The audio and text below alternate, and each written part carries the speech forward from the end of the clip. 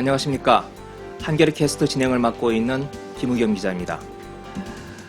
시청자 여러분, 어젯밤 텔레비전 뉴스, 오늘 아침 조간신문 다들 보셨습니까?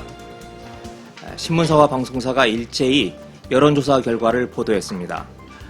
12일 마지막 실시된 여론조사 결과입니다. 그 중에서 가장 눈에 띄는 건 한국일보 결과였습니다. 0.4%포인트. 비록 오차 범위 이내이긴 하지만 문재인 후보가 박근혜 후보를 이기는 첫 조사였습니다. 오늘 아침 새누리당 당사 분위기가 흉흉했다고 합니다. 5년 동안 앞서다가 마지막 일주일 남겨놓고 뒤집히는 거 아니냐, 이런 이야기였습니다. 과연 문재인 후보가 박근혜 후보를 추월할 수 있을까요? 한겨레 사회정책연구소의 한규영 연구위원을 모셨습니다. 한 위원님, 인사하시죠. 예, 안녕하십니까. 네, 본격적인 얘기에 앞서 오늘 한 위원님을 모신 사연을 잠깐 말씀드리겠습니다. 지난 토요일치였죠. 한겨레는 쟁쟁한 정치평론가 5분의 글을 실었습니다. 12월 19일 대선조사 결과를 예측하는 글이었습니다. 여기 한 의원을 비롯해서 고성국, 김영준, 이철희, 김종배 씨 등의 글이었습니다. 고성국 박사의 경우 박근혜 후보가 200만 표 차로 이긴다, 이렇게 이야기를 했고요. 그런데 여기 한 의원은 이렇게 이야기했습니다. 12일 실시되는 마지막 여론조사에서 두 후보 격차가 1, 2%포인트로 차이로 줄고 한두 군데 여론조사 기관에서 문재인이 앞선다면 18대 대선에서 누가 이길지 누구도 모른다 라고 했습니다. 5명 가운데 유일하게 한규영 의원이 정확하게 맞춘 겁니다. 최소한 지금까지는요. 당연 이야기를 더 들어보고 싶겠죠. 한규영 의원은 한겨레 TV에서 한규영의 1, 2, 3, 4라고 하는 프로그램을 따로 진행하고 있습니다만은 더 이야기를 들어보고 싶어서 이 자리에 모셨습니다. 오늘 나와주셔서 고맙습니다. 예, 고맙습니다. 네. 하시기도 전에 저를 너무 띄워주셔가지고. 예. 우선 12일 실시된 마지막 여론조사 결과를 요약하는 것으로 이야기를 한번 시작해 보겠습니까? 현재 예. 판세가 어땠나요? 예, 가장 중요한 건 10일 날 마지막 날 실시된 조사입니다. 그게 네. 이제 일찍 보도된 건 어제, 그리고 늦게 보도된 건 오늘 보도가 됐습니다. 네. 근데 그 마지막 조사만 놓고 보면 마지막 조사가 12일 날 실시된 마지막 조사가 9개 조사였습니다. 네. 9개 그러니까 조사. 12일 그렇습니다. 하루에 실시된 예. 여론조사가 9개라는 거죠. 12일 날 하루에 실시된 9개 조사만 따로 놓고 보니까 네. 지금 박근혜 후보 지지도가 46.37%. 네. 그다음 문재인 후보가 44.79%. 네. 그래서 두 후보의 격차가 1.58. 그래서 네, 이건 그러니까 9개 여론조사 결과를 모두 종합한 합쳐서 겁니다. 평균을 내보니 예. 1.58%였다. 이런 예. 말씀이죠. 예, 그렇습니다. 그러니까 지난 토요일에 이야기했던 1, 2% 차이라면 할 때 딱 그 가운데 있는 거네요. 한 의원님 말씀하셨던. 예. 네. 예. 그래서 단면만 놓고 보면 네. 현재 아무래도 아직까지는 박근혜 후보가 우세하다. 네. 예. 그런데 그 흐름, 네. 추격세가 사실 만만치 않다. 네. 그래서 흐름을 보면 12월 1일 날 조사였죠. 네. 12월 1일부터 이제 쭉 조사 흐름을 보면 평균치입니다. 문재인 박근혜 문재인 후보 지도 추이가 격차가 6.8% 났습니다. 네. 그런데 지난 일요일 날 12월 8일, 9일 조사를 보면 네. 4.2%까지 네. 줄어듭니다. 그러다가 마지막 조사 12월 12일 조사에서는 1.58. 그래서 그 한 12, 3일 정도 사이에 네. 지도 격차가 상당히 급격하게 줄어들고 있다. 이렇게 볼 수 있을 것 같습니다. 어떻습니까? 다들 여론조사 전문가들이 말하는데 부동층이 중요하다. 지금 부동층이 결정권을 쥐고 있다. 이렇게들 이야기를 하고 있는데요. 현재 부동층 규모 및 그 특징은 어떻습니까? 사실 보통 부동층을 세 가지로 나눕니다. 네. 그러니까 세 가지로 나누는데 하나는 자기가 이미 누구를 지지하지 알고 있지만 그것을 드러내지 않는 거죠. 이른바 이제 은폐형 부동층이라고 하고, 두 번째는 투표할 의사는 있는데 아직까지 누구를 정하지 못한 그런 부동층이 있고 그래서 진짜 부동층이죠. 그다음에 네, 세 번째는 두 번째가 진짜 부동층이에요. 예. 그다음에 세 번째는 투표할 의향이 없는 그래서 실제로 별로 판세 분석에선 별로 중요하지 않는 네. 이 세 가지가 있는데 근데 지금 중요한 건 이제 그 은폐형 부동층 이미 속으로 이제 결정하고 있는데 누구를 드러내지 않는 사람들이죠. 사실 네. 이 사람들을 얼마나 잡느냐가 중요하거든요. 네.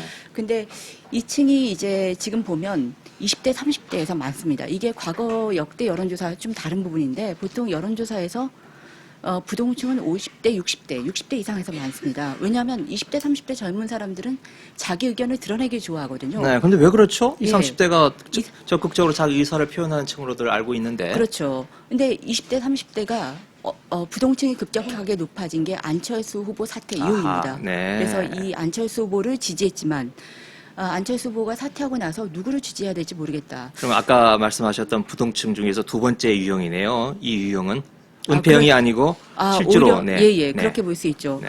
그런데 이 층들이 그동안은 이제 누구를 지지해야 될지 모르겠다. 그러다가 근데 여기서 또 하나의 단서가 뭐냐면 한겨레 신문의 며칠 전 조사를 보면 이럽니다. 이 층들, 이 부동층들이 어떻게 갈 것인가 네. 이걸 보기 위해서 한번 살펴봤더니 부동층 중에서 상당수가 사실 후보 지지는 없지만 후보는 지지하지 않지만 누구를 지지해야 될지 결정하지 않았지만 정권 교체 여론이 높습니다. 네. 예, 그래서 정권을 교체해야 된다 이런 여론이 높고 새누리당으로 재집권보다는 그래서 이런 여론들이 20대, 30대에 상대적으로 좀 부동층으로 숨어 있는 게 아닌가. 네. 그래서 실제로 20대, 30대 부동층이 예전보다 좀 높게 나타나고 그래서 지금 이제 여러 가지 그런 어떤 투표 참여 열기라든지 이런 거 볼 때는 실제로 문재인 후보 지지로 좀 갈 가능성, 여력이 있는 부동층이 아닌가. 이렇게 볼 수 있을 것 같습니다. 아, 네. 요즘 여론조사 어떻습니까? 다들 들쭉날쑥이어서 이게 믿을 수 없다라고 하는 이야기들을 또 많이들 하는데 예전 여론조사와 비교해서 현재 여론조사 그 기법이나 이런 것들이 어떤 문제점이 있었던 건가요? 예, 여론조사 기법 문제는 사실 이렇게 쉽게 얘기하기 어려운 부분이 있는데 일단 네. 제일 문제가 된 건 2010년 지방선거부터죠. 네. 2010년 지방선거에서 당시에 이제 단적으로 서울시장 선거만 놓고 보면 여론조사에서 당시에 이제 한명숙 후보가 30%. 오세훈 대 한명숙 싸움이었죠. 예, 오세훈 대 한명숙 그 대결에서 한명숙 후보가 여론조사에서는 25%, 30%까지 뒤지는 것으로 나타났는데 실제에서는 거의 근접했잖아요. 네, 그렇죠. 그래서 이거는 여론조사가 사실 실제 민심을 잡지 못한 건데 이게 기법의 문제냐 네. 아니면 뭔가 다른 문제가 있는 거냐. 근데 이제 두 가지가 다 있었다고 생각을 합니다. 하나는 이제 기법의 문제는 당시에는 이제 일반 KT 전화번호부, 등재 전화번호부라고 하죠. 네. 그거를 사용했는데 그거를 사용하다 보니까 실제로 KT 등재 전화번호에 등재된 것은 45%가 안 됩니다. 나머지 45%를 잡아낼 수가 없다는 거거든요. 네. 그래서 이제 그 이후에 여론조사에서 뭐 다들 아시다시피 이른바 이제 RDD 방식, 네. 예, 랜덤하게 전화번호를 추출하는 거죠. 네. 그래서 KT에 등재되지 않더라도 그 누구든지 이제 잡아낼 수 있는 그리고 또 거기에 휴대전화도 50% 정도 네. 도입하고 이런 방식으로 해서 사실 많이 근접했습니다. 네. 예, 지난 총선 때도 이제 많이 좀 이렇게 혼란스러워하시는 분들이 많긴 하지만 원래 총선 여론조사는 좀 어렵습니다. 근데 네. 그에 비해서 대선 조사 같은 경우는 상대적으로 별로 틀리지도 않고 대선 조사는 그 큰 변수들에 의해서 좌우되기 때문에 여론조사가 그동안 거의 큰 흐름과 맞았었거든요. 근데 이번 최근의 경우는 좀 다릅니다. 그래서 그게 기법의 문제냐, 여론조사 기법이 아직 불안정하기 때문이냐, 아니면 두 번째는 말씀하신 대로 지금 민심이 급격하게 변화하고 있기 때문에 변화하는 그런 어떤 소용돌이 민심 속에서는 어느 시점에서 어떤 방식으로 이렇게 여론조사를 하느냐에 따라서 작은 차이에도 불구하고 크게 다를 수 있다는 거죠. 지금 이제 여론조사와 관련해서 2010년에 이제 이른바 수문표 논쟁이 많았었잖아요. 네, 수문표. 그렇죠. 과연 수문표들이 네. 2010년에는 굉장히 많았었는데 이번에는 어떻게 될 것 같은지 네. 그래서 수문표들이 있는지 없는지. 네. 근데 원래 선거에서 수문표라고 하는 건 실제 여론조사 결과와 실제 투표 결과 사이의 차이거든요. 그렇죠. 예, 그래서 그 전제는 여론조사가 전체 여론을 제대로 반영하지만 실제 투표율은 전체 국민이 유권자 전체가 투표하는 게 아니라 한 60에서 70%만 투표하기 때문에 이 차이에서 수문표가 발생하거든요. 네. 예, 그렇기 때문에 실제로 수문표를 고려하면 그동안의 선거에서는 사실상 여권, 보수 정당이 좀 더 유리했습니다. 근데 네. 최근에는 좀 다른 흐름이 나타나는데 2010년 지방선거부터 아마 이번 대선도 조금 잠깐 여기서 예. 여권이 유리하다라고 하는 것은 여론조사상으로 여론- 여권 지지층이 좀 더 높게 포착이 됐다 이런 말씀이신가요? 여론조사보다 실제 투표율을 감안하면 네. 20대, 30대의 투표율은 낮고 네. 50대, 60대 투표율은 높기 때문에 실제 투표율을 감안하면 여권, 그러니까 보수정당이 조금 더 유리하다는 거죠. 그래서 보수정당 쪽의 수문표가 그동안은 더 많았습니다. 더 많았다. 네. 예. 근데 이제 2010년 지방선거에서는 다른 결과가 그렇죠. 나타났거든요. 전혀 반대였죠. 예. 근데 이번 대선도 약간의 저는 그런 가능성이 있다고 생각하는데 그 이유가 투표에서는 선거에서는 누구를 지지하기 때문에 그 지지하는 후보를 위해서 선거에 투표하러 가기도 하지만 그 반대로 누구를 견제하기 위해서 가기도 하거든요. 네, 그러니까 소극적 지지 때문에 가기도 아. 하는데 당장 2010년 지방선거를 예를 들면 당시에 이제 야권 후보 민주당이었죠. 민주당과 뭐 당시에 통합진보당 네. 이 야권 후보에 대해서 야권 후보가 딱히 마음에 들진 않지만 이명박 정부는 안 되겠다. 그래서 이런 소극적인 야권 지지층 이 층들이 소리 없이 투표장에 가서 네. 투표하고, 견제하기 위해서. 예. 네. 근데 이런 것들이 여론조사에서 안 잡혔었거든요. 네, 네. 근데 이번 대선에서도 문재인 후보는 좀 미덥지 않다. 민주당은 좀 미덥지 않다. 그런데 박근혜 후보는 안 되겠다. 이런 표심들이 사실 여론조사로 제대로 포착되지 못하고 있는 게 아닌가. 아, 예, 그러니까 전- 민주당은 좋아하지 예. 않으나 정권 그렇죠. 교체를 열망하는 세력들, 그렇죠. 이 세력들이 여론조사에는 포착되지 않지만 실제로는 투표장에 나갈 가능성이 있다. 이렇게 말씀하시는 거죠. 예, 네. 그래서 실제 문재인 후보와 박근혜 후보 간의 지지율 격차는 문재인 후보가 한 2, 3% 정도, 한겨레 조사에서 2% 정도 뒤졌잖아요. 네. 예, 그런데 정권 교체냐 아니면 그 새누리당 재집권이냐로 보면 정권 교체 여론이 훨씬 높습니다. 그렇죠. 예, 그래서 이런 것들이 좀 실제 여론조사에서는 문재인 후보 지지로 반영되지 않지만 실제 투표장에서는 나타날 수도 있다. 좀 네. 그런 가능성도 한번 봐야 되지 않을까 네. 싶습니다. 그러니까 여하튼 문재인 후보한테 조금 더 예. 플러스를 줄 수 있는 그런 예. 요인들이네요. 예, 네. 그렇습니다. 그렇지만 새누리당이 좀 자신하는 측면이 좀 있는 것 같아요. 뭐냐면 반드시 투표하겠다는 층이나 또는 연령대별 투표율 이런 것들을 종합적으로 분석하는 판별 분석을 들어가 보면 새누리당이 한 2%포인트 정도 뒤지더라도 실제 투표율은 앞선다. 이렇게 장담을 하고 있는데 보통 판별 분석을 해보면 새누리당이 더 실제 결과에서는 더 나온다라고 하는 게 일반적인 분석이던데 어떻습니까?